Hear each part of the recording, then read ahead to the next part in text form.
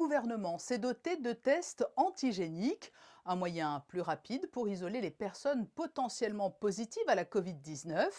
Alexandra Pani et Lionel Bernardi se sont rendus à la caserne des Carabiniers où ces tests sont actuellement utilisés.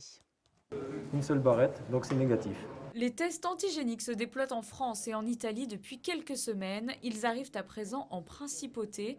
Le gouvernement en a commandé 10 000 à ce jour. Ces tests s'effectuent comme les tests PCR par un prélèvement nasopharyngé, mais ont l'avantage d'avoir un résultat plus rapide, maximum 30 minutes pour l'antigénique contre minimum 24 heures pour le PCR, et pourront être réalisés par différents professionnels de santé ayant reçu une formation. Il a fallu former un certain nombre de personnes à Monaco, donc les carabiniers ont été formés, certains pompiers, il y a des secouristes de la Croix-Rouge.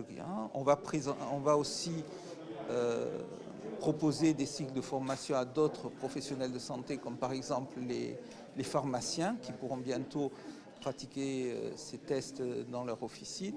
Bien sûr, comme je vous ai dit, ces tests sont moins précis que la PCR, et donc dès qu'on trouve un résultat positif sur un test antigénique, le conseil c'est de s'isoler, de respecter les gestes barrières bien sûr, et aussi de téléphoner au centre Covid de façon à avoir un rendez-vous au centre Léo Ferré pour faire une PCR de contrôle. Les tests antigéniques cherchent donc à déterminer si la personne est infectée par le virus au moment du test. C'est une orientation de diagnostic.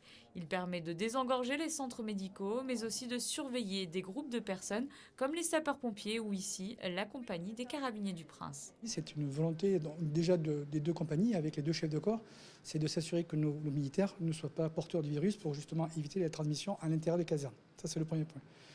Il est bien évident qu'en prévision aussi de la fête nationale qui va avoir lieu dans quelques semaines, maintenant 2 semaines, il est clair que dans les manifestations dans lesquelles la force publique sera impliquée, il sera nécessaire aussi, outre je dirais le port du masque que vous avez pu voir déjà lors du changement de tenue, qu'on ait aussi une garantie sur je dirais la positivité et surtout l'absence de positivité des militaires, notamment dans toutes les manifestations qui seront donc retenus pour célébrer le 19 novembre, je dirais, en toute sécurité. Des membres des deux compagnies ont suivi une formation pour pratiquer ces nouveaux tests au sein de leurs casernes respectives, mais également pour être appelés en renfort dans les centres si besoin.